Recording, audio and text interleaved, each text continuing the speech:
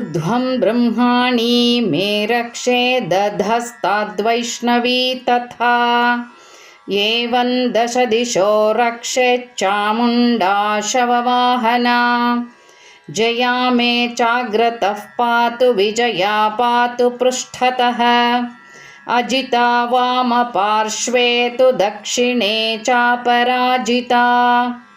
शिखामुद्योतिनी रक्षेदुमा मूर्ध्नि व्यवस्थिता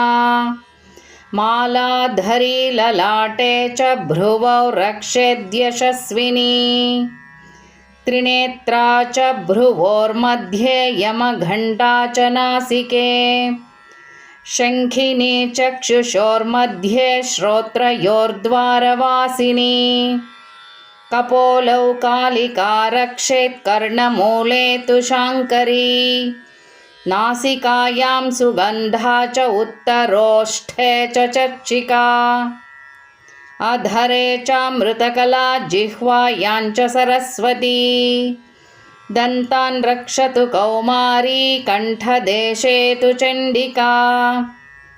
घण्टिकाञ्चित्रघण्टा च महामाया च तालुके कामाक्षी चिबुकं रक्षेद्वाचं मे सर्वमङ्गला ग्रीवायां भद्रकाली च पृष्ठवंशे धनुर्धरी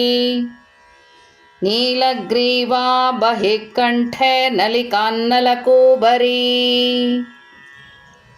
स्कन्धयोः खड्गिनी रक्षेद्बाहो मे वज्रधारिणी हस्तयोर्दण्डिनी रक्षेदम्बिका चाङ्गुलीस्तथा नखाञ्चूलेश्वरी रक्षेत् कुक्षौ रक्षेत् कुलेश्वरी स्तनौ रक्षेन्महादेवी मनःशोकविनाशिनी हृदये ललिता देवी उदरे शूलधारिणी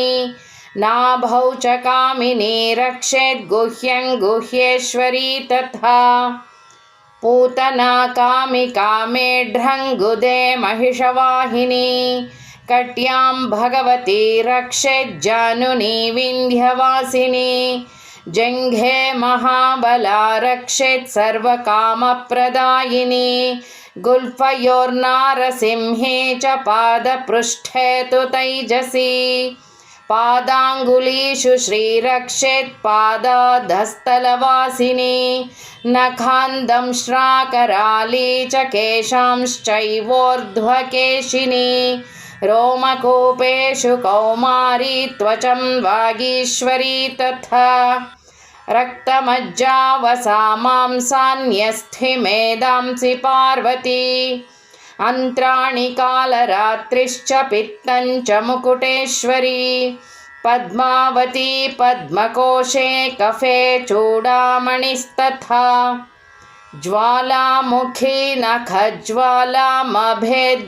सर्वसन्धिषु शुक्रं ब्रह्माणि मे रक्षेच्छायां छत्रेश्वरी तथा।